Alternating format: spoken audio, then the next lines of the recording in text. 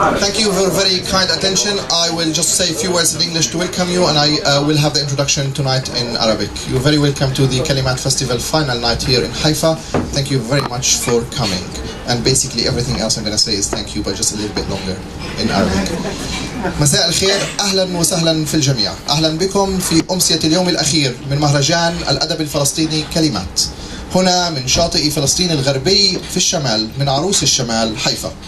يقدم المهرجان 14 كاتبة وكاتب محليين وعالميين، ويقام على فترة 5 أيام بين مدن فلسطين المختلفة، من 3 من تشرين الثاني حتى 8 من تشرين الثاني عام 2018. من القدس بدأنا، ومن ثم إلى نابلس ورام الله وبيت لحم انتقلنا، ونحن هنا الآن في بيتنا وبين أهلنا مع أصدقائنا وأقراننا. أهلا وسهلا بكم جميعا. نحن القائمين على المهرجان نأمل أن يكون فضاء من خلاله يتم الاحتفال بالثقافة بجميع تشكيلاتها، وخلق مساحة للنقاش وتبادل الأفكار الإبداعية والخلاقة. إننا نؤمن أن الكتابة بجميع أشكالها هي وسيلة للتواصل لعدد أكبر من الحضور خارج البيئة والإطار المحيط الضيق، كما أننا نؤمن أن الأدب والكتابة إلى جانب الفن والموسيقى هي طريقة أساسية للتعبير عن النفس والاعتراض على الأوضاع السيئة المحيطة، خاصة للأشخاص والشعوب التي تقبع تحت ظلم وقيود عدم الحرية، كما هو الحال هنا في فلسطين. مهرجان الأدب كلمات يرفض بشدة ما قامت به سلطات الاحتلال في مطار بن غوريون من رفض دخول الكاتبة الفلسطينية سوزان أبولهوا يوم الأول من تشرين الثاني، ومن بعدها اعتقالها وحجزها لما يزيد عن 36 ساعة في الحجز الانفرادي في زنزانة المطار، ومن ثم ترحيلها عودة إلى الولايات المتحدة الأمريكية. لقد حاولنا على مدار الساعات 36 طرق جميع الأبواب القانونية والدبلوماسية لتفادي ترحيلها، ولكن الاحتلال رفض إلا أن يكون احتلالا عنصريا وديكتاتوريا، وتم رفض الاستئنافين المقدمين إلى المحكمة من جانب فريقنا القانوني. لن نتنازل، مع سوزان سنحاول مجددا حتى نتمكن من إدخالها إلى وطنها، وطن أجدادها من القرن التاسع. ومن رحم هذا الألم يسعدنا أن نقدم لكم الليلة المجموعة الأخيرة من الكتاب الفلسطينيين والدوليين. يدير الندوة الكاتب الفلسطيني رجاء شحادة، هو كاتب ومحامي فلسطيني مؤسس منظمة الحق لحقوق الإنسان، كتب العديد من الكتب الشهيرة منها غرباء في البيت ويوميات الاحتلال، حاز على جائزة أورويل عن كتابة شطحات فلسطينية، شارك بالكتابة في العديد من الدوريات العالمية البارزة منها الجارديان، نيويورك تايمز، وملحق نيويورك للكتب. كما يسعدني أيضا أن أقدم الكاتب الفلسطيني علاء حلاحل من مواليد قرية الجيش في الجليل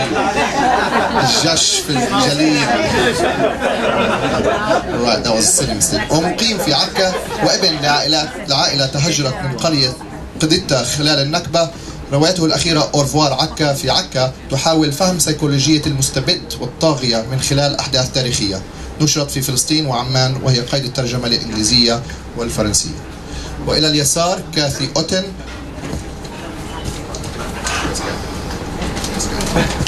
وهي كاتبة وصحفية بريطانية عملت في العراق من منطقة كردستان، أعدت تحقيقا كبير وهام نشر في كتاب الرماد على وجوههم، النساء اليزيديات والدولة الإسلامية، والذي يبحث في أسر النساء اليزيديات، وقد حاز على جوائز عديدة منها قائمة أفضل 10 كتب في كانون الثاني في عام 2017 من قبل مجلة نيو انترناشونال.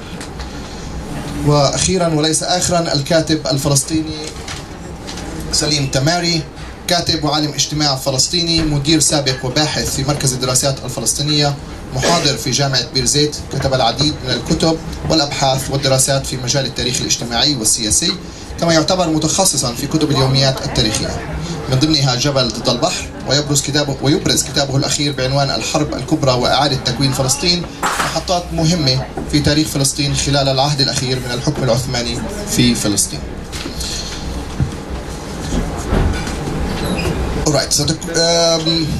ستكون الندوة باللغتين العربية والإنجليزية حسب ما يرتئي كتابنا الأعزاء، كما أننا نود أن نشكر أولا فتوش على هذه الاستضافة الجميلة هذه الليلة. كما أنني أود أن أشكر شركائنا المجلس الثقافي البريطاني ومؤسسة فريدريش إيبرت الألمانية، المركز الثقافي الفرنسي في القدس، والمركز الألماني جوتي في رام الله، وأيضا داعمين المحليين مؤسسة عبد المحسن قطان. أهلا وسهلا بكم جميعا، وأنتم الآن باليد الأمينة للكاتب رجا شحادي.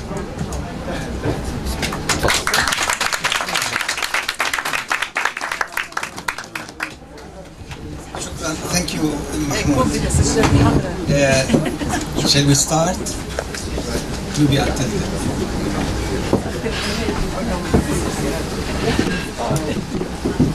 قدام تخافوش من المحلات قدام. هاي عقدة من وقت المدرسة.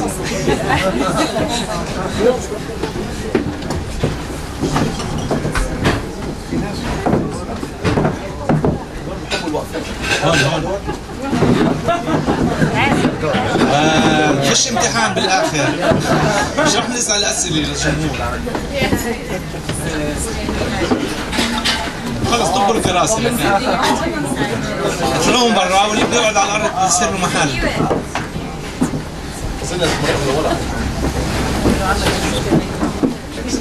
This is to represent. Okay, we start. Alia has kindly accepted to hold the microphone for me so that I don't move it back and forth and irritate everybody with the sound coming and going.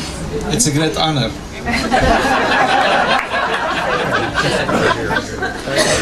This evening we have on the panel two kinds of writers. Literary writers, figures, and who use their imagination to excavate history, and scholars who are more careful explorers of history. I will let each speak for a few minutes on the subject of their choice, or read from their books if they prefer, and then put a question to each to move forward the discussion before turning the floor over to you. I will start with myself. Most of my writing has been concerned with excavating my own history, and through this commenting and describing the larger history. In most cases I do very little research before I write. The only exception was my book of 2010, A Rift in Time Travels with My Ottoman Uncle. In that book I traveled the path that Najib Nassar, the editor of Al-Karmel magazine and the great uncle of mine, as he was being pursued by the Ottoman army on the charge of collaborating with the British, the enemies of the Ottomans during World War I. I will read two short excerpts from that book.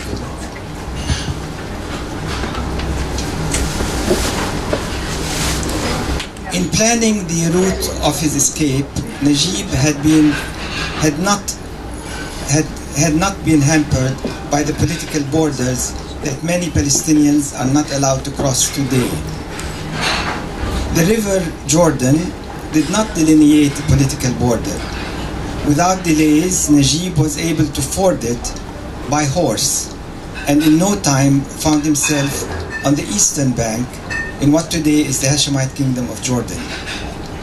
When he finally gave himself up, he was transported by train to Damascus, a trip that took no longer than 2 hours.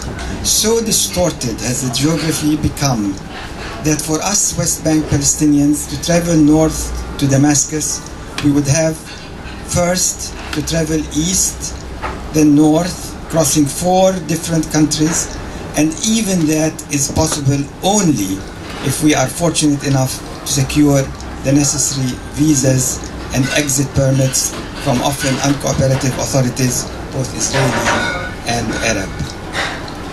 The quest for Najib, the details of his life, and the route of his great escape that consumed me for the next 13 years was not an easy one.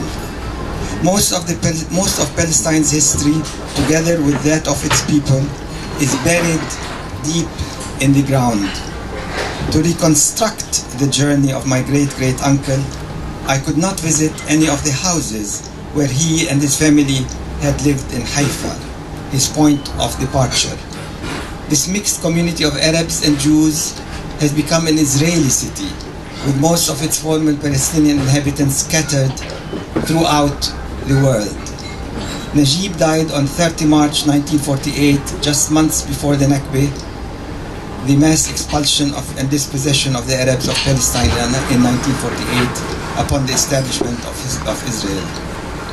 Perhaps he was fortunate to be spared that most tragic period in the history of the country. His son, wife, siblings, and every one of our common relatives were forced out of Haifa, losing all their property. They did not realize that they would never be allowed to return to their homes, and so did not take their personal belongings with them. Furniture, books, manuscripts, memorabilia, family photographs, heirlooms, and even personal effects were left behind and never returned. Everything that belonged to them, everything that told their individual stories, was either stolen or seized and deposited in Israeli archives for use by Israeli researchers seeking to understand the history and character of the Arabs whom they were colonizing. No, sorry, I'm going to go on. I haven't finished. But the experience of traveling through the various countries through which Najib traveled, with a glaringly different perception of the land, his and mine, was helpful in leading me to realize the extent to which I had internalized the new geography. Through that virtual trip with Najib, I felt I was partly liberated from the colonization of the self.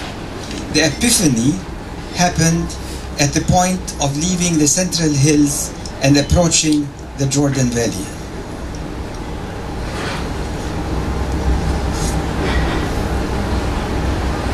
The sea shimmered so peacefully in the morning sun. I felt a strong desire to follow the Great Fault, traveling through the Rift Valley, starting north in the Syrian plains, through Lake Qar'un in Lebanon, and down to the Dead Sea and Lake Tiberias, examining how it developed from geological pressures as the tectonic plates far below the surface of the earth. Regardless of Palestine and Israel, British colonialism, and the geopolitical realities, I still want to travel through this valley, imagining it as it had once been, all one unit, undivided by present-day borders. But until the political problems of this region are resolved, a prospect unlikely in my lifetime, a trip like this will not be possible. For now, all I could manage, after crossing 4 of the 5 checkpoints along the way in the Galilee, on my way to the Galilee, was to take a moment to contemplate the view in my unceasing attempts at asserting my freedom. The best antidote to the claustrophobia we Palestinians feel while attempting to cross the many borders Israel has created is to focus our attention on the physical expanse of the land.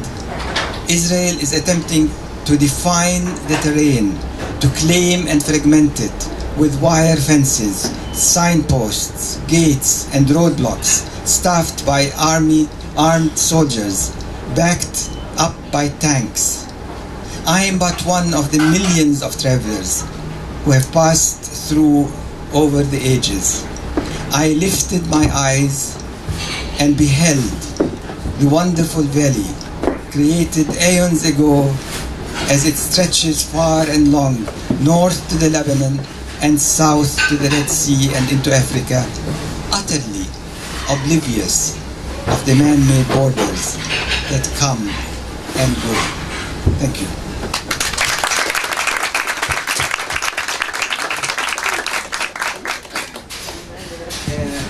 You want to go next?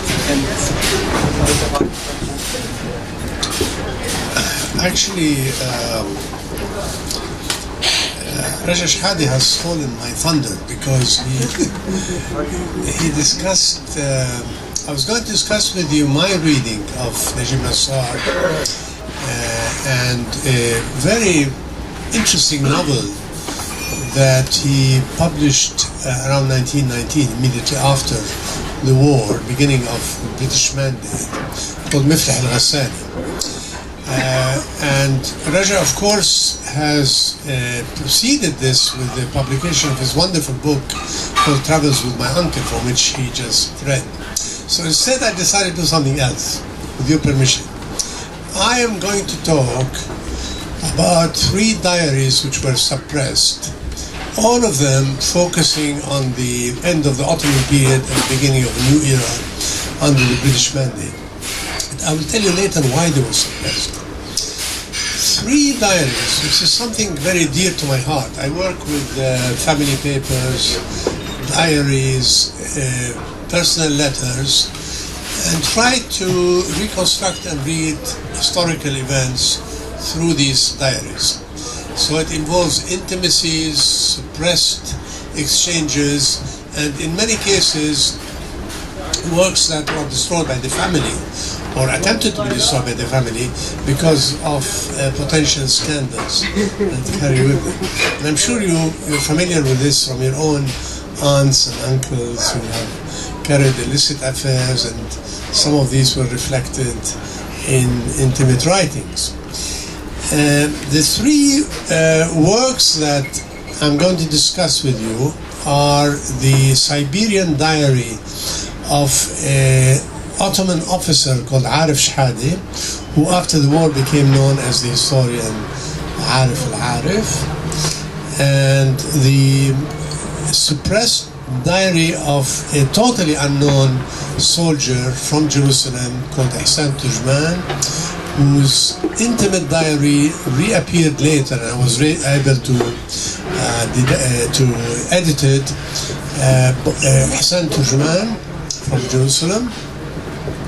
And the 3rd one, perhaps the most interesting and the least known, is Rafiq al-Tamimi, who in 1915 undertook a massive almanac written in Turkish on behest of the governor of Beirut, called Beirut Vilayet. It was written in Turkish and then translated to Arabic as Vilayet Beirut.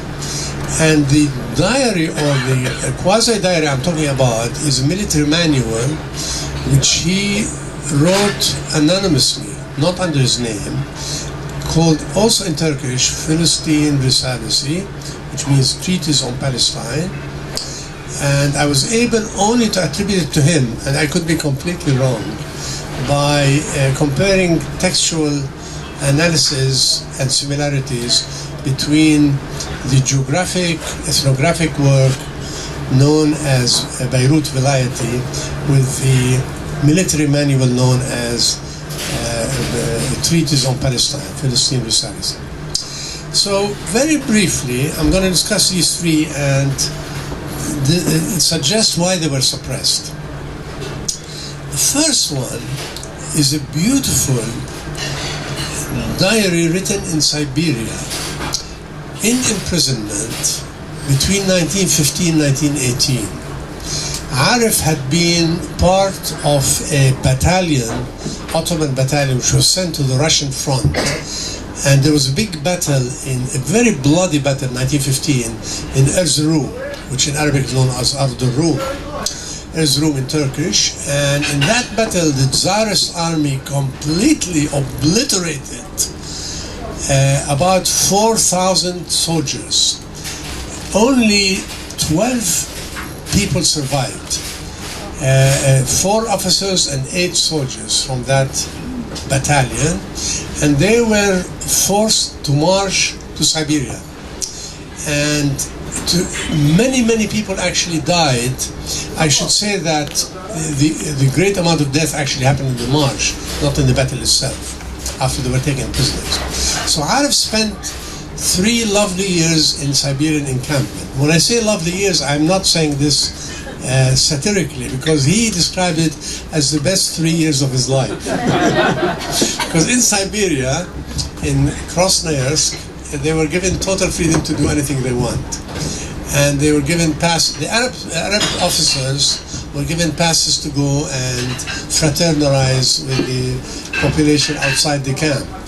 So in that camp, they had both concert halls, theater facilities, playgrounds, football playground, and they could also produce a newspaper, which he edited and called God's Camel, Naqatullah.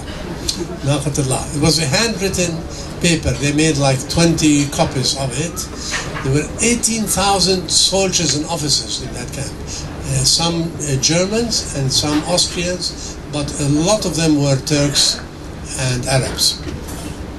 So in that paper, he began to reflect the rising tide of anger at the Ottoman state and the emergence of an Arab consciousness.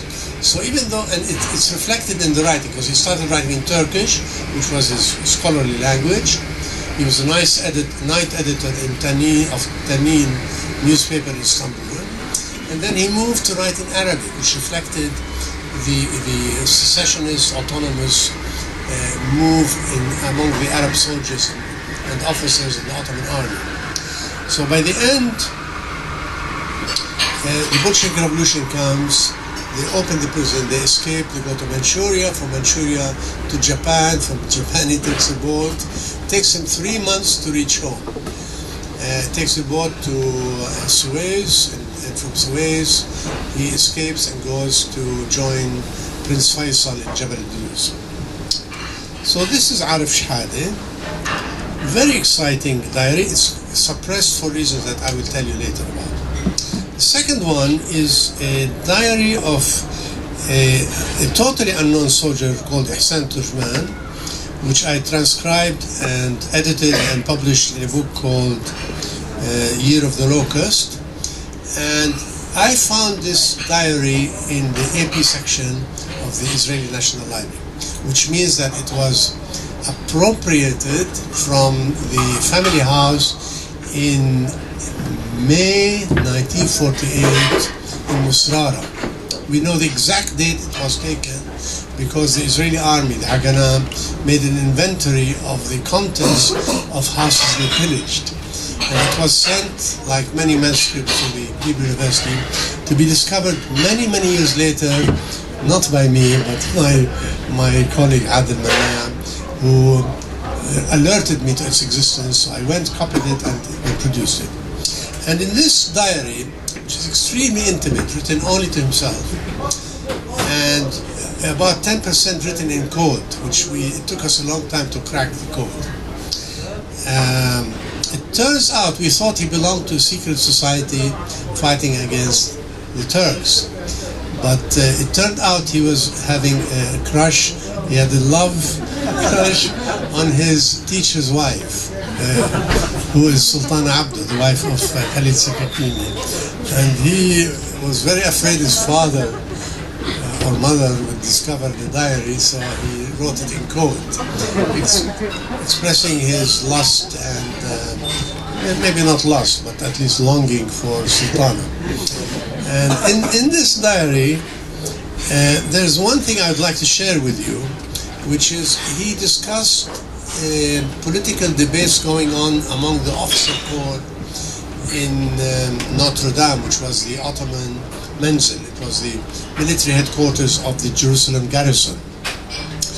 And one of the things he discusses in this diary is what was going on among the officers in Notre Dame, which was called Menzil al-Aqaba, about the future of Palestine. And it's so interesting because we always think that they would express either loyalty to the state or anger at the state and declare when Palestine will become independent, or yearning for independence.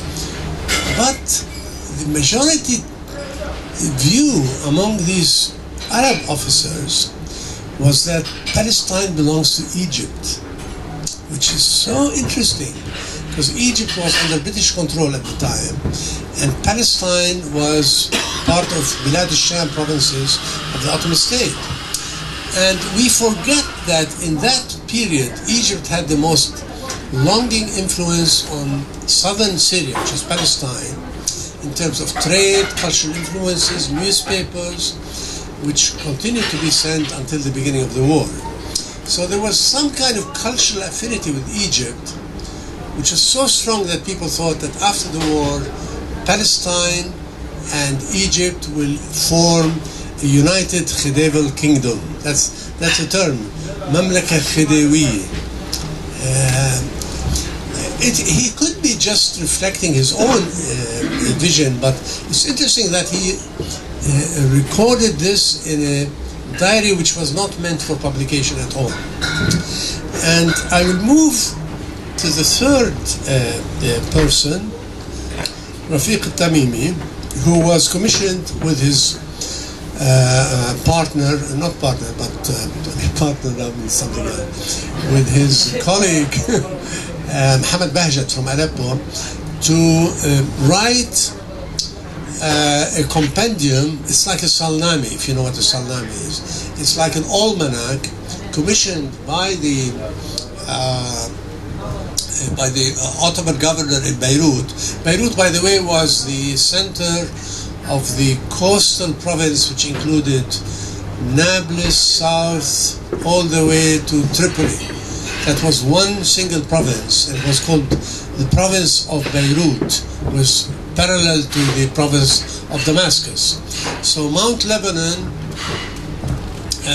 was in Beirut province, and Beirut was the Syrian capital at the time. So they wrote something called Beirut Vilayati, which is an ethnographic description of what was happening for basically for bureaucrats, journalists, scholars, and people who want to do reportage on what's happening in the province of Beirut. Parallel to it, Rafiq Tamimi was secretly commissioned to write a military manual for officers. And obviously we're talking about somebody who was extremely loyal to the state, although he later changed forces and became a leader of the Istiqlal party in Nablus. But in that period he was a completely loyal officer, and he wrote this ethnographic military manual about Palestine. It was called Palestine the Saracen. Now this is very interesting because Palestine was not an administrative unit in the Ottoman state. There was a country called Palestine, but was not an administrative unit. That country was very amorphously bounded, but was basically the Mutasarrifiyya of Al-Quds al-Sharif, which is the governorship of Jerusalem. And it extended from Jaffa north. Jaffa was the northern part of Palestine, to the Suez Canal in the west. That was Palestine. So he wrote this manual called a treatise on Palestine, which is amazing because for the first time, it's 1915, corresponding to the Beirut Vilayati report, which was signed by him. This was not signed. And it extended the boundaries of Palestine for the first time from Jaffa to the Litani River.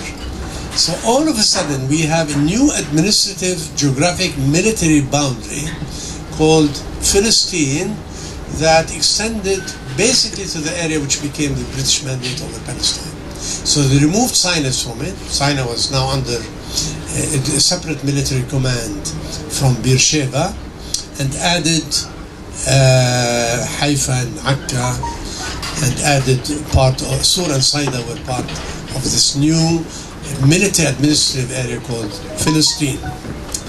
So it's very interesting to read this diary, and you get a completely different perspective on what people thought of this land, where it belonged, how it was bounded, how it related to the rest of the Ottoman provinces. And I will end by, do I have another minute? 1 minute. Why were they suppressed? Okay. Arif Shahad's diary was not suppressed by the Jordanian state, nor by the Israeli state, nor by the Palestinian Authority, but by his family. And they were afraid that publishing it will reveal certain things about family relations. I mean, it was scandalous in a very oblique way. So they suppressed it together with much of his writings. Unfortunately, we cannot read it now. We can read tidbits about it, which has been published before the suppression. Saint Turjman's diary was not suppressed by the family. It was hidden by the family. It belonged to the Adil Bek Turjman's household after his untimely death. He was shot dead at the age of 23 by his own military commander for reasons that are revealed in my book called Year of the Locust.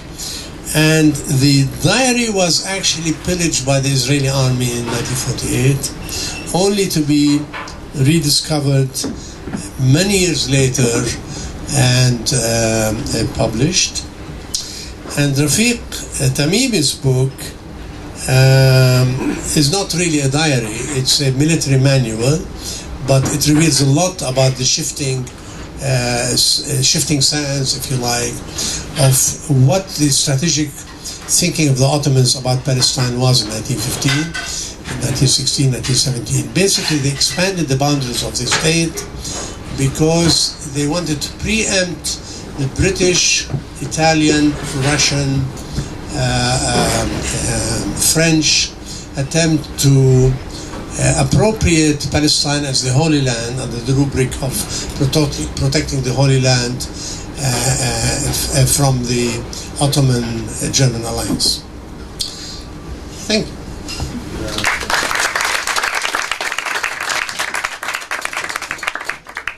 Before we turn to Ala, I would like to ask you a question which I don't know if you will find relevant, but you use a lot of memoirs for reading history. Does it make any difference if the memoir is written in a literary style? And I'm thinking of Muflih al-Ghassani, for example, which is ostensibly a novel, but it's not really a novel. Does it make it more difficult for you when something is written in literary style, and so you have to tease out the historical out of it, or is it not a relevant matter? Not more difficult. It's a completely different, not completely, but a substantially different genre. When you write a biography or autobiography in the literary style, I mean, this is what Tahsin did in Al-Ayyam, Shidyaq did with Saq al-Saq. And basically, writing about yourself in a literary form gives you more freedom, obviously, because you can attribute it to so-and-so, which is not you, it's somebody else. But we all know that it's I who's writing. The difficulty you're referring to is trying to cull the narrative truth out of fictional form. And of course there's a whole school of thought of how to do that. I approach it not from a literary angle. I approach it from the point of view of trying to reconstruct the psyche. It's not a historical truth in terms of events, but what people thought and how they adapted, how they responded to events. So that's the challenge. And it makes it more complex, although in a way it's a more creative way of writing.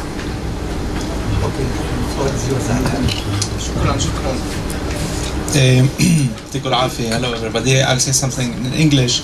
I was asked, I'm willing to talk in Arabic, so I'm gonna read an abstract of my novel. It is translated into English these days.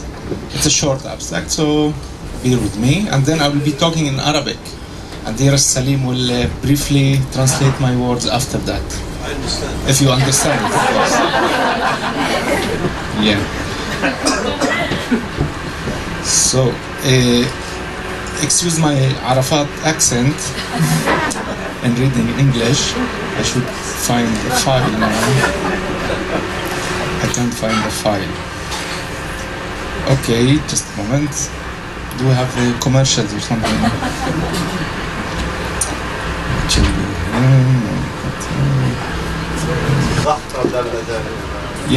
أنا بديش أقرأ رجع يعني هو اللي ألح وأصر. I can't find it. Maybe I'll go back to the email. Yep.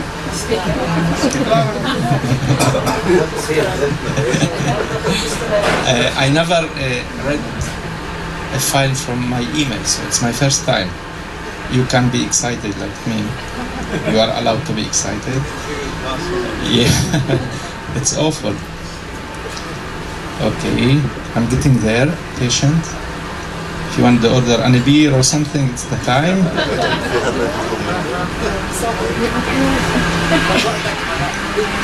So the most easy thing is to just read the beginning, not the place I wanted to read from. So I read the first 2 paragraphs.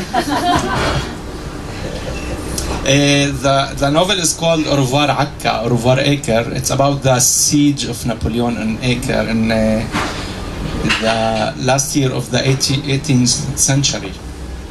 So basically it's about Napoleon and Jazzar, the Arab ruler of Akka at that time. And it tells the story of the siege. So I'll be talking after the reading about the history and the literature. Basically how... Okay, I'll do it after that. It's March 24, 1799.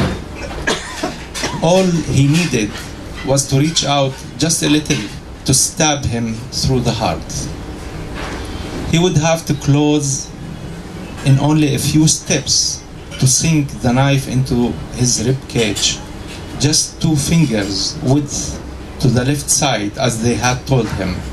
2 fingers, no more and no less, and death would be instant. He would stab him just as they had taught him to do yesterday in the camp near Haifa, when they gave him this big French knife and told him, "This one is lethal. This can kill the biggest bull." And now he gazed upon them, this man sleeping before him like a bull he intended to slaughter, just as this sleeper had slaughtered so many thousands. That's it for now. Shukran. So I'm gonna move to Arabic now, and you're gonna lose my words of wisdom. But طيب, how many people don't understand Arabic? Oh, not the majority. Okay. So you Western people now, you are minority. You just feel feel it how to be. This is my big revenge now from the West people. Okay. لما جيت اكتب روفوار عكا انا عملت بحث تاريخي طويل حوالي 5 سنين. وانا جيت هيك برهبه وخوف انه تاريخ حقائق ومراجع. نور مصالح المؤرخ الشهير قاعد بقول لك شو بدي يحكي عن المؤرخين. فراح ترد بالاخر انت اكيد راح احرضك انا. وبديت اقرا، وبعد كم سنه اكتشفت انه في 3 روايات عن نفس الحرب، عن نفس الشهرين هذول. في الروايه الفرنسيه، في الروايه العربيه الاسلاميه، وفي الروايه الاسرائيليه الصهيونيه. طبعا في الروايه الاسرائيليه الصهيونيه البطل اللي دافع عن عكا وانقذها من الحصار مين؟ فرحي الوزير اليهودي. في الروايه الفرنسيه رغم انه نابليون اندعس عليه مسكين وتحطم وروح، كان نابليون هو بطل الحرب، وانه هاي كبوة حصان ونبوة فارس واللي بدك اياه. كانوا بعد كل معركه يروحوا على السور يفشلوا ويروحوا يكتبوا قديش نابليون رائع وامبراطور عظيم. يعني كتبوا التاريخ زي العرب تقريبا. الروايه الثالثه كانت للعرب المسلمين، وبالاساس كتاب الامير حيدر الشهابي اللي كتب تاريخ الجزار، وطبعا تفخيم وتعظيم في قدرات الجزار الهائله وصموده الباسل في وجه الغزاة الفرنجة النصارى الكفار. مع انه الجزار قبل ما نابليون يصل بكم يوم كان ضابب بشراشه وبده يرحل على صيدا، لا بده يدافع عن عكا ولا همه ارض الاسلام ولا ارض العرب. اجى القبطان سميث، وهي واحده من الاساسيات فهم ليش عكا صمدت، مش بطوله من عكا، كان في ظروف تاريخيه. واهم انا حسب رايي اهم العناصر انه القبطان سميث الاسطول الانجليزي اللي كان فيه عداء مستشرس هذيك الفتره مع الفرنسيين حمى عكا من البحر. فنابليون حاصر عكا من السور من برا من اليابسي، بينما عكا كانت مفتوحه على البحر بشكل مطلق. فكان يصل الأغذية والسلاح والتموين واللي بدكوا إياه ومي.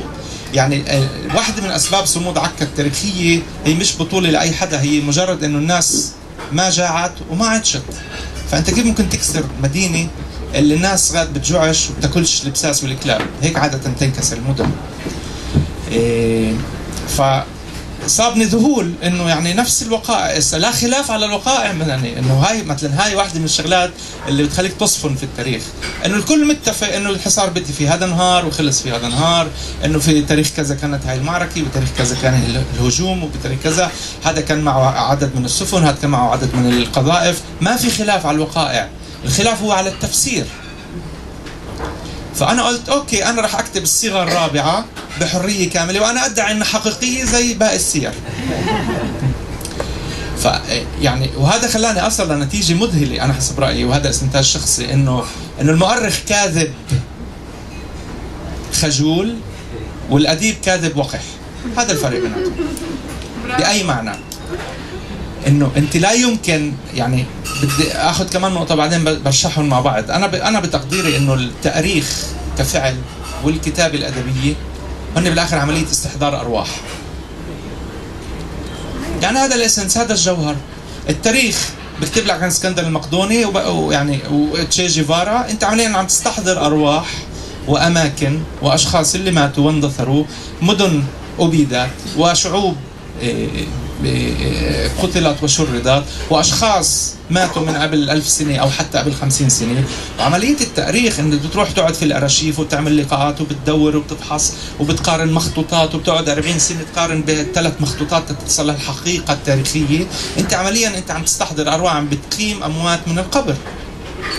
والفعل الأدبي هو مشابه جدا لهي العملية، مشابه بدرجة كبيرة. ما عندكوش فكرة قديش مشابه. إنه أنت لما بتكتب رواية أنت عمليا عم تخلق، عم بتعيد إنتاج روح أو كائن حي. إذا كان فأنت بتعيد إنتاجه كيف أنت بدك، وإذا لم يكن أنت بتخلقه من الصفر.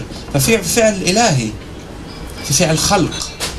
وفلوبير الكاتب الفرنسي الشهير حكى جملة أنا كثير بحبها، حكى إنه الكاتب هو مثل الله، موجود في كل مكان ولا يرى. هاي الصنعة الأدبية. وأنا حسب رأيي المؤرخ بيحاول يصل لهذا المحل، بس المؤرخ مسكين مقيد. يعني كل زملاء البروفيسورية في الأكاديميات قاعدين له هيك استنوا بكتابه الجديد. يعني نور مصالح عنده كتاب ممتاز أنا رح أشتريه، واشتروه على فكرة، عن تاريخ فلسطين. بتخيل كل أصدقائه اللدودين في العالم قاعدين له، خصوصا اللوبي الصهيوني، بيستنوا يلاقوا غلطة في المرجع الفلاني. أنا بدي أقرأ روايتي أورفوار عكا، مش رح يقرأها بهذا المنظور. فبالتالي أنا بتقديري المؤرخ الفلسطيني بالبعد التاريخي تبع الفعل تبعه بحرر الأديب الفلسطيني من عبء إثبات الرواية. وهذا شيء مهم جدا. يعني أنا بتقديري واحدة من الأشياء اللي عم بتؤدي لتحرر كل الإبداع الفلسطيني اليوم إنه انعمل شوط طويل في الستينات والسبعينات والثمانينات.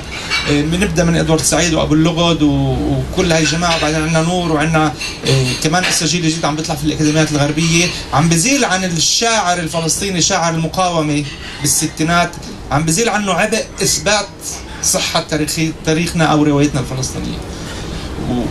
ولا يمكن الفصل بين الشغلتين. يعني أنا حكيت شوية سركزم عن المؤرخين وكذا، بس في دور مكمل. يعني أنا أقف على كتاف نور مصالحة لحتى أحس بحرية مطلقة أحكي شو بدي، لأنه نور عم بحكي الأسس اللي تقوم عليها الرواية الفلسطينية من ناحية بحث وتمحيص ومقارعة وإثبات وطعج إيدين، وإنه اللوبي الكذا بيحكي كذا. لا، إحنا عنا جواب أفحم من نور. إسا في كتابه الجديد، وإسا اللي في كتاب قديم اللي ضحيت، وفي كتاب جديد اللي رح يطلع.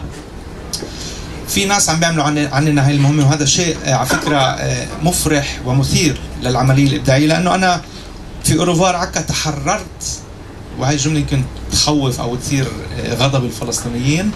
أنا لما كتبت أوروفوار عكا قتلت بوقت الكتاب الفلسطيني اللي داخلي. أنا كنت في حاجة أقتله لحتى أكتب رواية غير مجندة، رواية لا تسعى أو لا تلهث وراء إثبات حقيقة الوجود الفلسطيني العروبي في عكا في 1799. لأنه قبل عملوها محمود يزبك وعادل مناع بن فلسطين، كتبوا عن فترة الجزار وعن فترة ظاهر العمر. فلما يكرس وننتهي بنحط في على وجود ظاهر العمر وتأسيسه لما يسمى أول كيان عروبي أو كيان وطني في فلسطين التاريخية، أنا كمؤلف أدبي خلاص بتحرر من هاي المهمة، ما عملوها. هاي شغلة مهمة جدا وقت الكتابة، إنه أنا ما كتبت رواية كفلسطيني، وأنا حسب رأيي الكاتب البريطاني والأمريكي والعربي واليهودي والأفريقي، أي كاتب بتكون لازم يقتل هذا التوجه في داخله لحتى يطلع شيء جديد عن فلسطين. يعني أنا قتلت الفلسطيني اللي في داخلي، أنا أدعي طبعا ادعاء الخاص لحتى أكتب نص أفضل عن فلسطين بهذا المعنى. فعملية التجند، عملية إنه أنا بدي أكون بايس، بدي أكون مرشي ومجند للقضية بأي ثمن، بمنعني أكتب قديش الجزار كان سيء. فإذا هي بتصفي مسألة أسود قبال أبيض وخير مطلق قبال شر مطلق، هاي الرواية كانت تكتب بشكل مختلف تماما. فالرواية تعتمد على توجه بسيط جدا اللي أنا وصلت له بعد البحث التاريخي اللي عملته، أنه لا يوجد خير مطلق ولا يوجد شر مطلق. وهذا انعكس في الحوارات أو المونولوجات اللي عملوها الجزار نابليون مع بعضهم البعض بشكل كبير في الرواية. السؤال الثالث اللي أنا طرحته على نفسي وأنا أكتب الرواية وأنا عامل ريسيرش هو إنه إحنا ليش نكتب عن التاريخ؟ يعني فعل نوستالجي إنه أنا أكتب عن عكا لأني ساكن بعكا. أنا حسب رأيي غير مثير، لا أدبيا ولا قيميا ولا جماليا، إنه أنا أكتب كفعل نوستالجي. يعني بتخيل من وقت المنفلوطي يعني إنه انتهت هاي، إنه تكتب عن مكان بشكل نوستالجي لحتى تصير إعجاب الناس. وأنا حسب رأيي اليوم كل كتيبة الستاتوسات الرومانسيين الصبح بحطوا شروق الشمس على بحر عكا وبكتبوا عكا التي أحبها عكا، بيعملوا هذا الدور وإتس أوكي، يعني حق الناس تعمل. بتقديري أي عمل إبداعي إن كان فيلم أو مسرحية أو رواية اللي بدكم إياه، وهذا حكم شخصي مني يعني مش حقيقة مطلقة، لا جدوى من كتابة عن التاريخ ما لم يكن هذا الفعل له دلالات على الحاضر والمستقبل إذا أمكننا حتى. بس المشكلة الكبيرة وين؟ إنه التاريخ، بعرف إذا نور بوافقني، بس أنا أدعي إنه التاريخ شيء غير ثابت، ليكويد، سيال. يعني مش بس إنه ممكن تكتشف حقيقة جديدة عن تاريخ الإغريق أو عن حدث صار في أيار 1948 في يافا اللي غير كل الناراتيف عن النكبة. ممكن مؤرخ جديد ياخذ كل الحقائق الموجودة اليوم يعملها تفسير جديد في كتاب جميل ومنعش جديد ويغير الناراتيف بدون غير الحقائق. يعني نحن محكومون بالأحفوريات بما تعطيه لنا الأرشيف. إذا في القضية الفلسطينية هذا شائك ضرب ألف، لأنه أغلب الماتيريا، أغلب المواد والمخطوطات والأرشيف محتجزة في الأرشيف العسكري الإسرائيلي، ولا يعطى إذن للدخول إلا للمحظيين في الأكاديمية الإسرائيلية الصهيونية بأذون خاصة، إنه يفوتوا وياخدوا هاي الدوسيه اللي فيه أوراق صفراء عن الزراعة والتجارة في قرية قديتا في بين 1930 و 1937. وعادة المؤرخ الفلسطيني لا يحظى بهذا الشرف. فبالتالي بصف انه اللي عم بيكتب او عم بيتحكم في التاريخ الفلسطيني اللي احنا بدنا نرويه هو الارشيف العسكري الاسرائيلي، اللي هو العمليا اليوم الارشيف اللي جمع ارشيف الهجنة وارشيف الايتسل وارشيف الجيش الاسرائيلي في اول نشوء.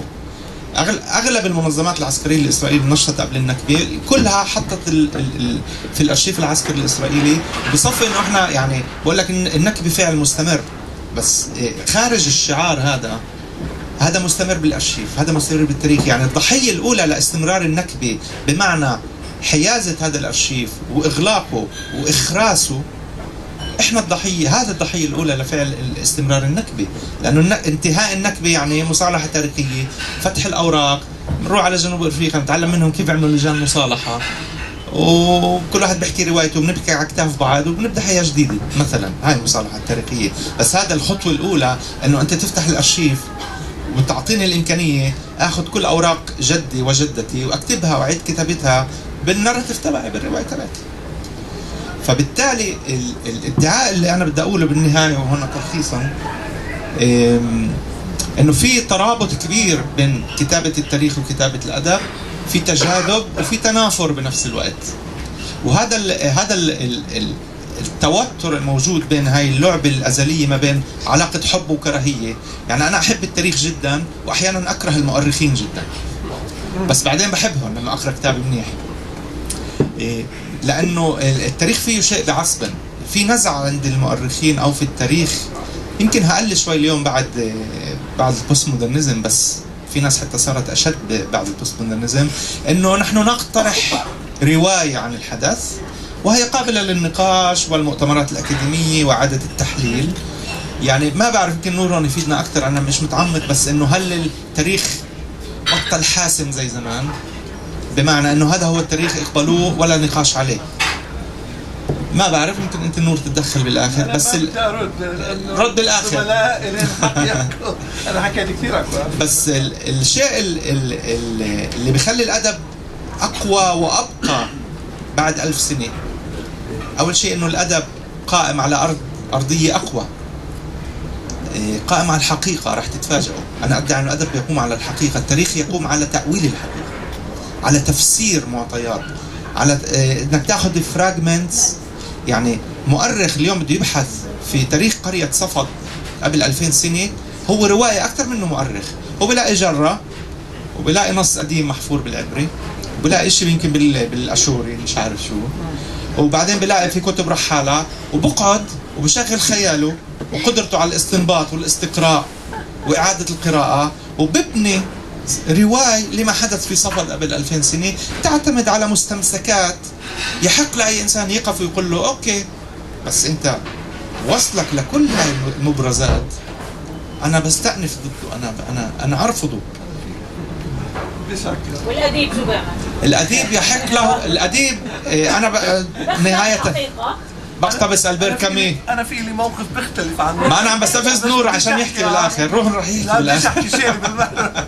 لا لانه هن بدي انهي بجمله حكاها ألبير كامو، جمله رهيبه، حكى انه نحن نروي الكذبه كي نقول الحقيقه.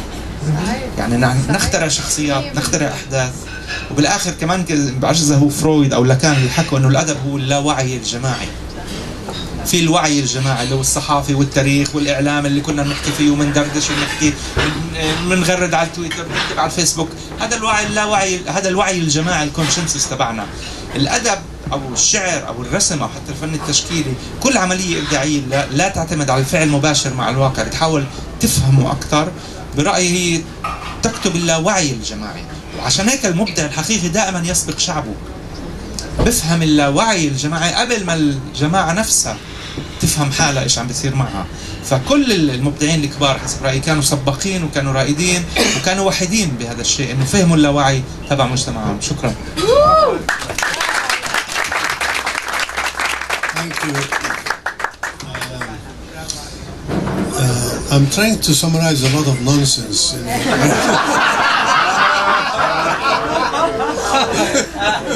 I will call it fluent bullshit. No, I do not mean that at all. It's a very profound observation. I summarize it very briefly. Alaa Hlehel is commenting and reflecting on his book Au revoir Akka by comparing and contrasting the literary imagination with the historical imagination. And he's suggesting that both are seeking a different kind of truth. And both lie because of their selective reading of events. So there's insolent writing, insolent lies, which are the domain of the novelist, and untruthful lies, which is the domain of the historian. He started by saying this provocatively, and then he changed his mind as he went along. Yeah, so basically what he was discussing in a very eloquent way actually is how historians read the historical truth and how the literary imagines reconstructs that truth with an eye on the present. And I should add here a comment which I should keep for later, but basically that's what historians also do. There's a great deal of ideological reconstruction of historical past in light of the contemporary situation. So the second point he made, which is very interesting, is that the literary imagination gives him a great deal of freedom in reading history. and he's not constrained by the rigor of scholarly historical production, such as the one that Noor Masarha is, because he doesn't have to look behind him all the time to protect himself from the veracity of critical readers. He is freer, and therefore he is more, I think he was suggesting that he's more innovative in his search for the truth. I think this is a very, yeah. Fair enough.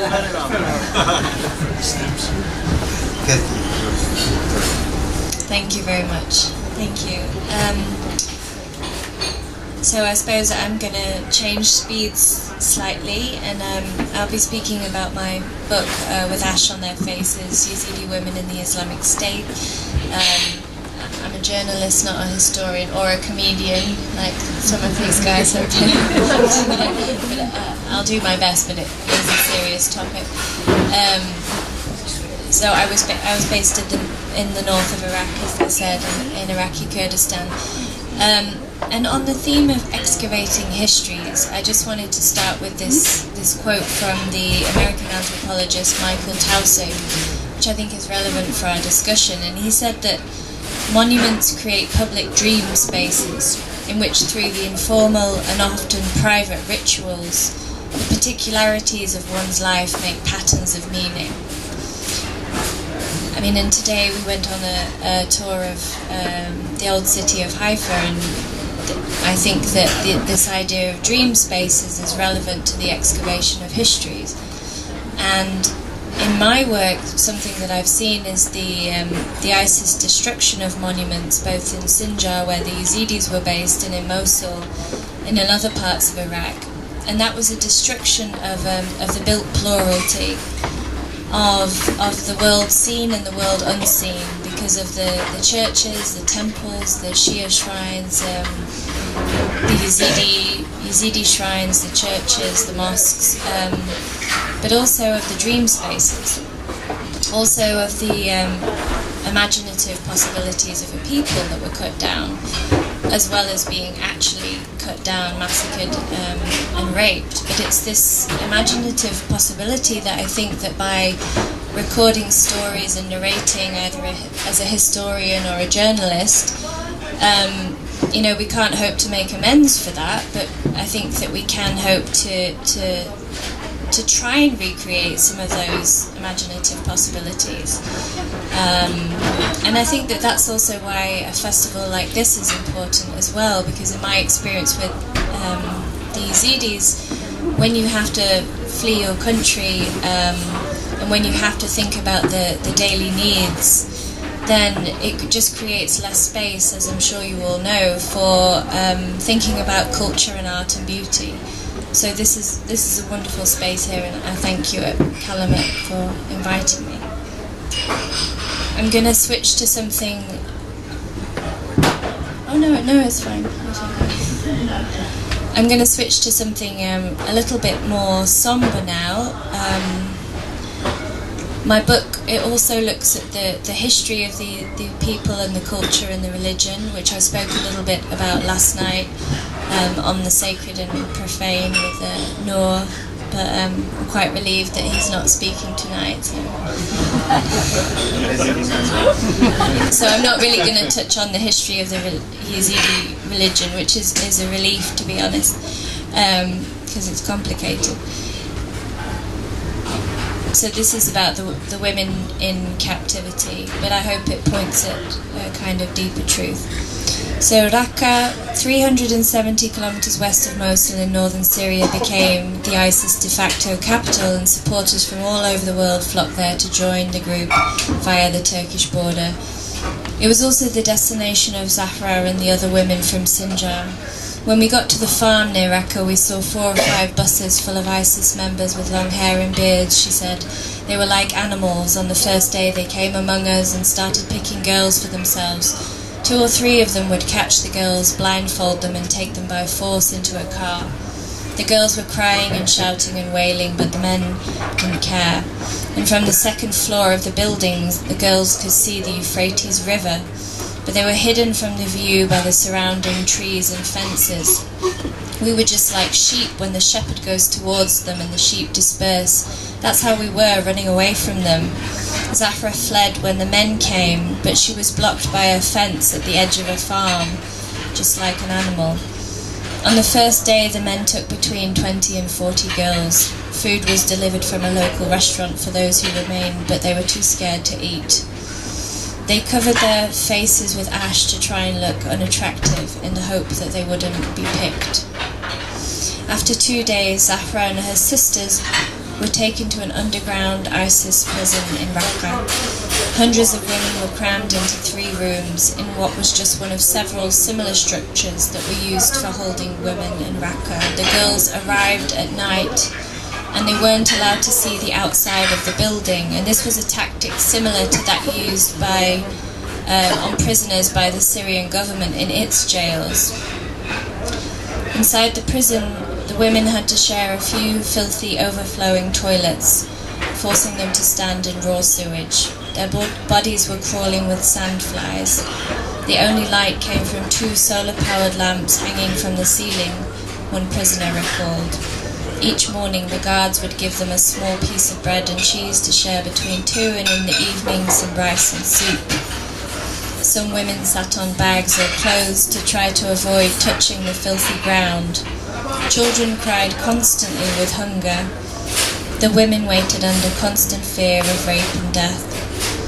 They were always trying to beat us, and we had diarrhea because of the fear, said Kulka, who had arrived at the prison with her 4 children inside a refrigerator truck normally used for ice cream.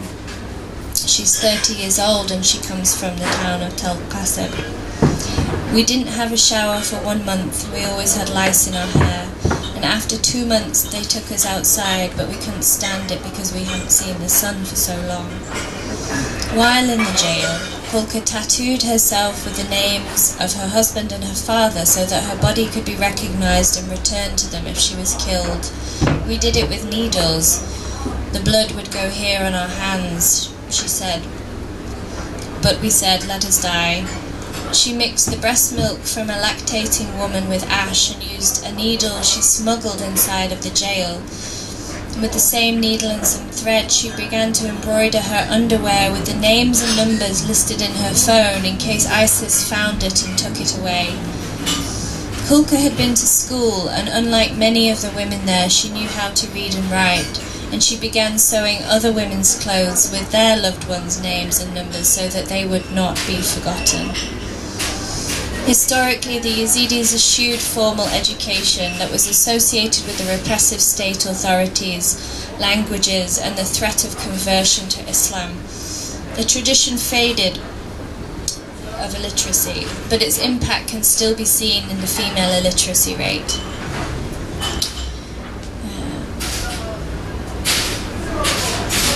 Kulka was taken to a side room in the prison with her children and photographed by an ISIS guard who gave her the slave number 16, which was then printed above her photo.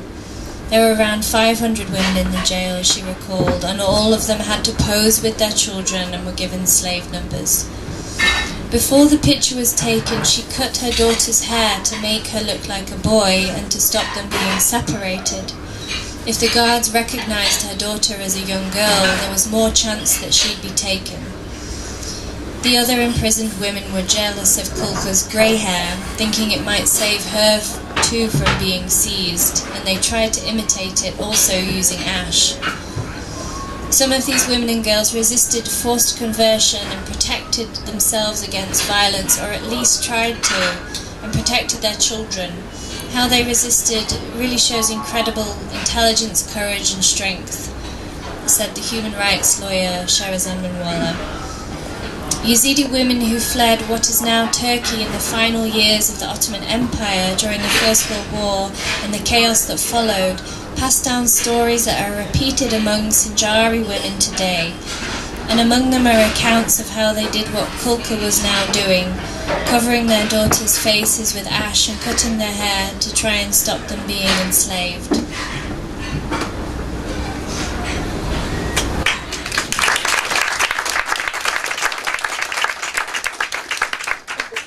I wonder if you would tell us a bit how you went about researching this book, and if you're willing, how the research and the writing of a painful book like this affected you? Sure. So I was already reporting on this issue for British newspapers, and I was asked to write this book, and it involved a period of about 8 or 9 months living with the Yazidi communities that are now displaced in a city called Duhok in Iraqi Kurdistan. So I just did what was natural, and every day went on visits to different families and tried to get people used to my presence and just talk to them.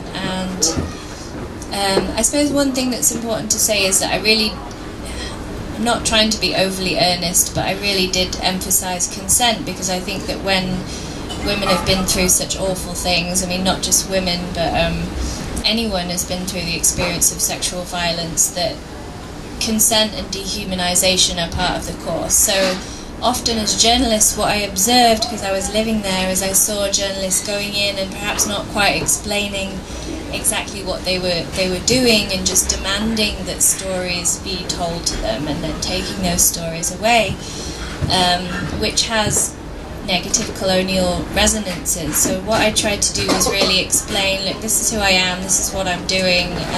If you want to be involved with it, you can be involved. So yeah, it was just a long period of talking to people, and yeah, it was. These stories were awful to hear. I think something that stayed with me from the reporting experience was to actually really think a lot more critically about this idea of human rights. And this is something that I got from the absolute visceral anger of these women who are completely powerless, and kind of structurally powerless as well, and that's one of the reasons that they ended up in this situation, and I talk about that in the backstory. But very politically marginalised, economically, for a whole host of reasons, historical and contemporary, and Iraq War. Slightly lost my train of thought. Oh yeah, but the visceral anger that related to the international discourse of human rights. And what is this human rights? I'm a human. That this is what the women would say to me. These things happen to me, and yet you call them human rights.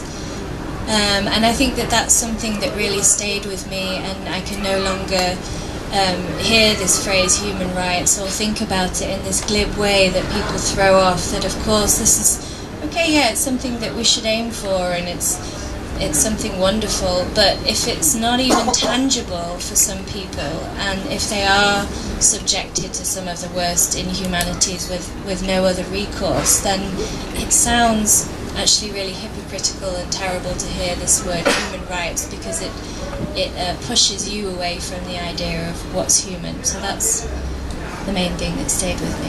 Thank you.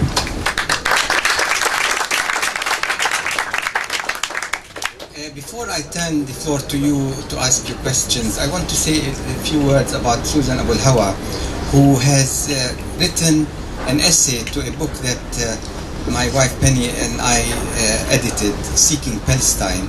And in the essay she speaks about her own history, and it's a memoir. And she speaks about how she grew up in Dar al-Tifl in Jerusalem, and how much she was helped there, and then the difficulties she had with her foster family in the United States. And then she writes in her fictional novel, between the sky, the blue between the sky and water. In the words of the fictional character Noor, the following words, and I thought they were pertinent to our theme today. Noor was always on the way. Maybe it was the impermanence of foster care, the idea of aging in or out of home, of not having an option to return once you leave. She had no real anchors in the world, and so she was always on her way to herself, on her way to redemption, on her way to language, to something heavy enough to weigh her against the wind. And now I turn the floor over to you to ask questions. I must say it's difficult to see from the light, so but I think I feel the right. Yeah, go ahead. I'll use English. First of all, thank you very, very much. That was very inspiring. A quick, two questions. Really. One is a question of observation. The other is just a quick one. Is it where can one get access to this incredible story of Abulhawa in this Siberian diary? Is that something accessible? Because that sounds absolutely incredible. Well, through your writing? Yeah, you can find it in the introduction to a book titled Year of the Locust, which is the diary of Hassan Tujman. And it refers to a diary written by Abulhawa in Siberia. It was published separately in an essay called معناقة الله في سيبيريا في مجلة الدراسات الفرنسية.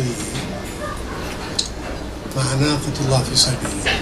The bulk of the diary is available but not accessible.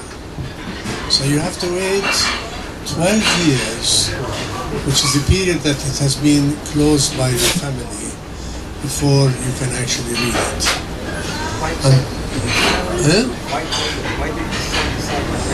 This is a legal technicality. It was suppressed for the longest possible time that lawyers allow for families to have papers which are basically in the public domain.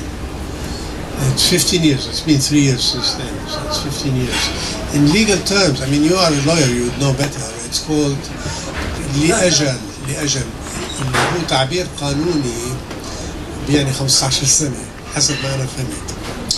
So, but until then you can go to these two separate texts. And they are outside, lying outside. And the other one, I just, listening to everybody actually, there was discussing how do you approach history and why do you go back to history, which Alaa kind of touched on, the question of, you don't do it because of nostalgic reasons. And why do you do it? And I was kind of thinking that, asking the question whether that is, what do you think about that? Whether it's actually finding a sense of confidence. Because when you go back to Herodotus or whatever it is, the way people lived before is the way we live now. What happened then is Raqqa tomorrow. And so it gives us as human beings a sense of confidence that what we have now is. Does that, any thoughts about that? Well, I could say you can understand it more if you refer to your question by adding histories. There are a lot of histories, there is no history. And if you understand the meaning of that, the essence of being, there's a lot versions of history about everything, almost. So you can find that one kind of history, it's for family purposes. And the other kind of history, it's just for the community. And the other kind of history is just for the state. And then you have this history for the academic people. And then you have this history for popular and folklore. So it's endless kind of histories. And you pick up the one you need, it's according to your needs. So if I'm going after like the oral history of my Kadita village, it's very specific kind of history, and you will find a lot of histories about it because it's influenced. But like it's almost 70 years now, people forgot about a lot of oral history about Kadita, and the remains of it were they were changed a lot of times because people forget a word here and a phrase here, and so it's a selective history everywhere you look around you. It depends what you are looking through this history. It's like your peace of mind, it's justice, it's to know who you are, and you know, there's a new approach, or I'm not sure it's new, but there's a whole approach in the academic system now. It says, like, in the big word, like, fuck history. I don't need to know what was the history here in this land 3,000 years ago. I don't need that to understand Israel. There's this kind of approach now, like, sometimes history gets you back too much, and so you lose your present and future. So I ask this question also about us as the Palestinians. How many years should we wait until we say, okay, enough Nakba? Maybe the Nakba is kind of, you know, we are losing some hour of strength in keeping the memory of Nakba. Now, I'm not saying it's a bad thing to do. I'm saying, what is the cost that we are paying year after year, and decade after decade, and generation after generation, just to let my kids now to remember the stories of Kadita? Is it useful for them in 20 years from now? So I think it's about what you are looking for in this kind of histories, because you cannot find a lot of things there. My book, Rift in Time, is not a history book, it's more of a travelogue. But I had a very specific purpose in using Miftah al-Bassani, this memoir of Najib, and to write about it. My specific purpose was to follow his route and write about the land as he perceived it, as he saw it, as he experienced it, and my own experience in the present day. So this was a way of showing how the land has changed, or how the experience of the land has changed, when the land is the land, it hasn't changed. Anyone else? اولا بيشرفني جدا وجودي بينكم، واعذروني راح اتحدث بالعربي، ومعني اوجه اسئلتي للكاتب علاء حلاحل. اولا راح يبقى في عندي سؤالين كنصائح كشخص اللي بيطلع انه يبقى كاتب تاريخي وكاتب بشكل عام، واخرى مداخلتين تتعلق بالمعنى تبع التاريخ والمعنى تبع الانتاج الادبي.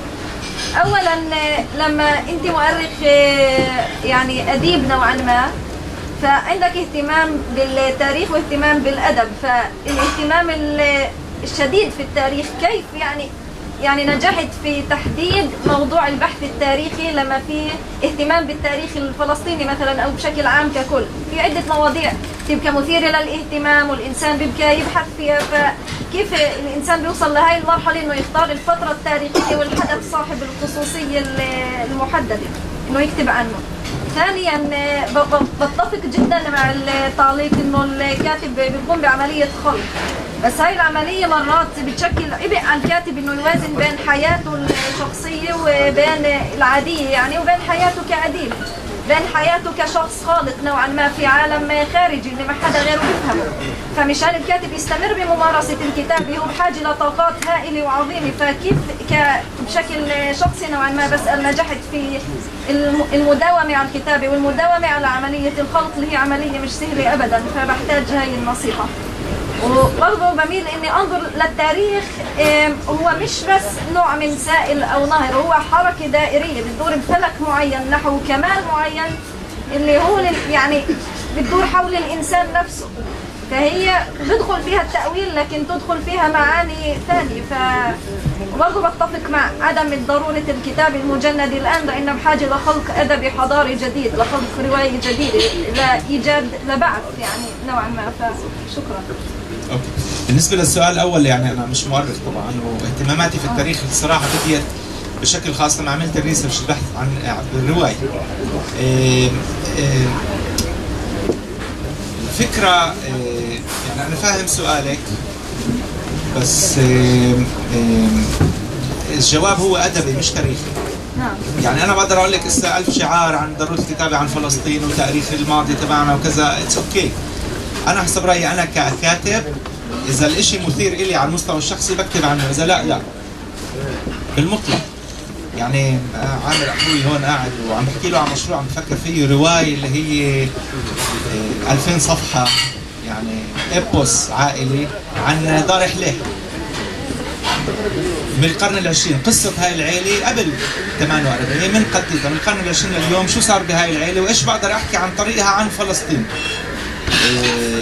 أنا هذا المشروع مأجله من 10-15 سنة، لما أحس إنه صار انترستنج إلي كفاية أقعد وأعمل ريسيرش أكتب، راح أكتب. إذا لا راح أكتب. يعني أنا بآمن إنه شيء بسيط جدا، إذا المادة مش مثيرة إلي ككاتب مش رح تكون مثيرة للقارئ. فالعامل الأساسي بالنسبة إلي اللي بقرر عن شو أكتب، وإذا أكتب عن تاريخ كمان مرة أو عن المستقبل أو عن الماضي، هو إذا الشيء مثير إلي على المستوى الشخصي محضا بدون أي تأثير لا أيديولوجي ولا تاريخي ولا نكبوي ولا وطني. بالعكس العوامل الوطنية بتعيق الإنتاج الإبداعي الصحيح. يعني أنت بحاجة تتحرر من الالزام انه اوكي انا فلسطيني هسه لازم اكتب عن الحواجز. لا، مش لازم تكتب عن الحواجز. انا فلسطيني لازم اكتب عن مصادرات الاراضي بالجليل. لا، مش لازم. مش لازم تكتب عن يوم الارض اذا فيش عندك شيء مثير تكتبه عن يوم الارض بالمطلق. اذا كتبت نص سيء عن يوم الارض انت بتكتب عملت عمل غير وطني، انت كرهت الناس بيوم الارض. هاي واحدة من مساوئ الادب المجند، الاشترار. انه اذا بتكتب لي قصيدة غير مثيرة، قصيدة سيئة عن عذابات الفلسطيني، انت اسأت للفلسطيني مش افدته. السؤال الثاني بالنسبة للخلق، يعني انا يعني انت متفائلة جدا. انا صار لي 4 سنين ما كتبتش. انا في حالة شلل مطلق. انا اشتغلت على رواية حوالي 3 سنين ريسيرش وبحث، رواية مستقبلية، وقفتها قبل السنة، زتيتها في الجرور، ما بعرف وين بيجي يومها. ولسه عم بحاول ابني كمان مرة سينوبسيس لرواية جديدة، ولسه مش متقدم يعني قيد انملة. يعني شكله عن جد الخلق بتاعك، يعني الحق مع الله هيك يتريح اليوم السابع يعني. كيف؟ اهون شيء الشعر. طلع هو مش خلق يعني ولا مرة هو من الصفر. انت كإنسان المبدع زي أي إنسان عنده ال5 حواس، من ناحية أبستمولوجية ومن ناحية إدراك ومن ناحية وعي، وبيستوعب العالم ال5 حواس. فإذا ممكن لسه بهاي القعدة صار حدث اللي أثار اهتمامي، ممكن أكتب عليه قصة قصيرة، ممكن لا. السؤال بضل إنه قديش قدرة، يعني في واحد حكى وأنا بوافق، حكى إنه الأديب بالأساس هو صياد، هو صياد شخصيات، صياد أفكار، صياد مواقف، هو لص حوارات. يعني أنا واحدة من المتعة اللي كانت عندي قبل ما أشتري سيارة، لما أطلع بالسيرفيس على الكهف أو بالترين أحط السماعات بس ما أضويش الموسيقى وأتسمع على الناس إيش بيحكوا، لأنه أحسن واحد بالعالم ممكن يعلمك كيف بنت تتخانق مع أمها على التلفون هو بنت تتخانق مع أمها على التلفون. فالفكرة الخلق هو عملية تجميع. أنت بتاخذ المواد الخام وبتسر شخصية من هون وجملة من هذا وموقف صار مع فلان وقصة انحكت قدامك وبتقعدي. الخلق بالآخر هو مش بالكتابة من الصفر، هو تحرير للعالم، هو editing. انت بتعيدي انت تحرير وترتيب العالم اللي حواليك، وبالآخر تخلقي رواية جديدة عن العالم. في عندنا 10 دقائق.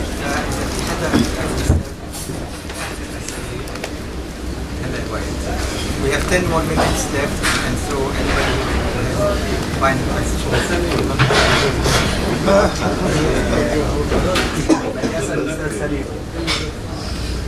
عن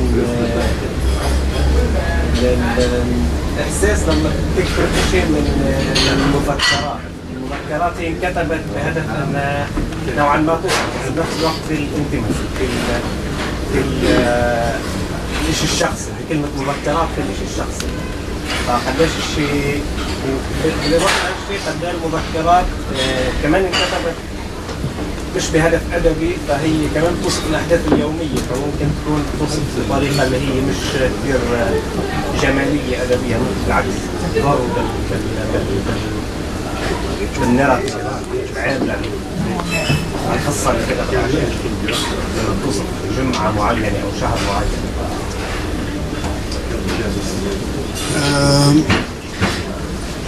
ما فهمتش سؤالك. انه كيف تقرا هذه المذكرات قصدك؟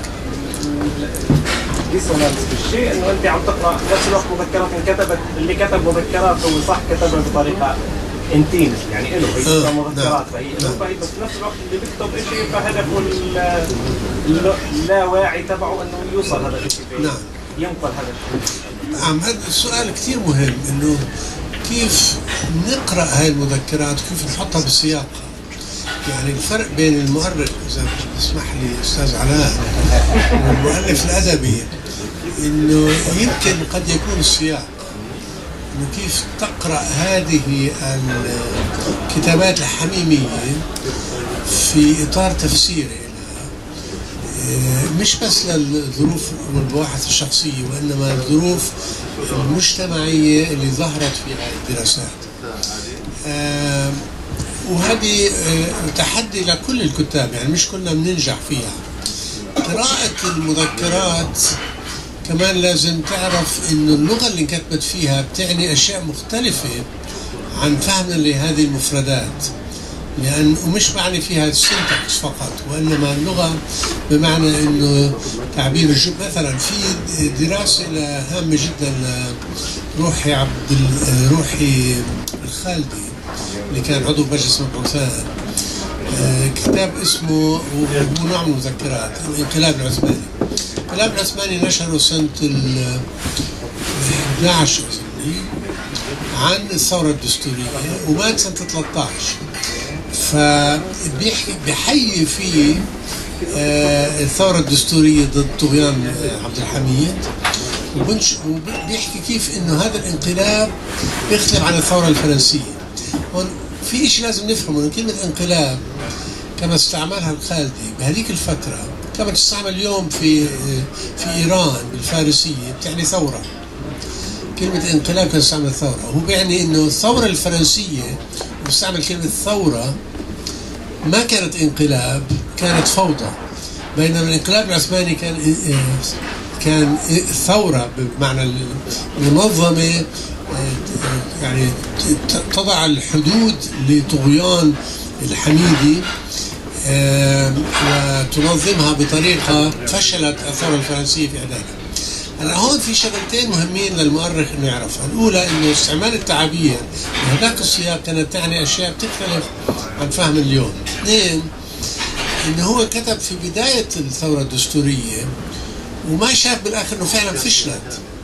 فهذا التفاؤل الجامع ومقارنته السيئة مع الثورة الفرنسية كانت وليدة قربه على الأحداث وعدم يعني صيرورته كفاية إنه يقدر يفسر.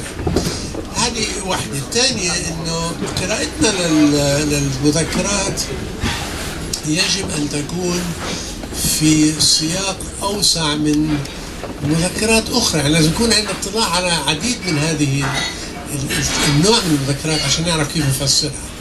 ونموذج على هذا أنا استعملته رسائل، مش كل الرسائل المذكرات مكتوبة الحميمية بشكل مذكرات، رسائل كتير مهمة، رسائل متبادلة اللي فيها حميمية وفيها كمان سياق مهم. أنا حصلت على 42 رسالة متبادلة بين سلطان عبده وخليل السكاكيني من سنة 6 لسنة 8. كان هو مسافر على أمريكا، كنت ابعث له رسائل، كان هو يبعث له رسائل غرامية وهي تصده تقريبا. كانت كثير يعني يتعلموا، يعني ما تضلكش تئن ووجع وهلكني وإنه في ناس إذا بدك يعني فعلا ارجع، لأنه في ناس ثانيين عم بفكروا فيه. أنا اهتميت في هذا السياق باللغة، سميتها بدايات الحب الرومانسي في فلسطين، لأنه أول مرة بنشوف عواطف متبادلة مكتوبة بهذا الشكل. ما في نص ثاني أنا بعرفه موجود قبل هذا التاريخ. كان في حب بس ما كانش مكتوب. كانت الظاهرة موجودة طبعا، بس التعبير عنها ويمكن وتعبر عن محلات تانية بس ما قدرنا نوصلها. ففي لحظة نادرة هون إنه تسمح لنا نفهم كيف حصلت بدايات الحب الرومانسي كما هو مكتوب على الأقل. هلا في ناس بيقولوا زي زميلتنا هون إنه ظاهرة موجودة قبل. أنا في الواقع عم بدعي شيء بيختلف، أنا بقول ما كانش موجود قبل. يعني الحب الرومانسي كما عبر عنه بهذه الرسائل ما بتشوفوا قبل، لأنه ظاهرة جديدة إنه الفتى يعبر لفتاة بدون تدخل أهلها عن غرامه بهذه الطريقة المحدثة، يعني بيستعمل لغة كثير حديثة. إذا قريت المنفلوطي ونصوص من القرن التاسع عشر عن الغرام تلاحظ إن لغة الحب المرة بتختلف كانت highly stylized و decorative. في شيء جديد في الموضوع عبرت عنه هذه الرسالة. شكرا لحضوركم. Thank you for being such a tolerant audience. And now Mahmoud wants to say final words. Thank you very much, distinguished guests and speaker. This is my emotional moment. It is our closing event and the last night of our 5 hard-working days. I've been working on this for 10 months and I simply don't know what I'm going to do tomorrow morning after a long sleep. But to tell you the complete truth, I couldn't have done this without the support of an amazing team that was working side by side. Mandy and Tawfiq from the Canyon Institute, who kept my sanity and really supported everything along the line. Anya, who also always took the back seat but did what she needed for smooth events. Yazid and Sunny for being more than photographers and travel guides and everything in between. Ahmad, my colleague at the bookshop, for also being a fantastic cultural warrior. Caroline, Mirna and Mira from the British Council, who were a superb support team and they never failed us and never said no to anything we needed to make this festival a success. Of course, Martin and David, thank you very much for your support. You have trusted us with plenty of planning, structuring and the implementation of this festival the way we always saw it suitable. And in closing, as a Kalimat, on behalf of the team, I'm very grateful for the writers who accepted our invitation and who took the hassle of traveling with us for the last week and for eating hummus and falafel every single day.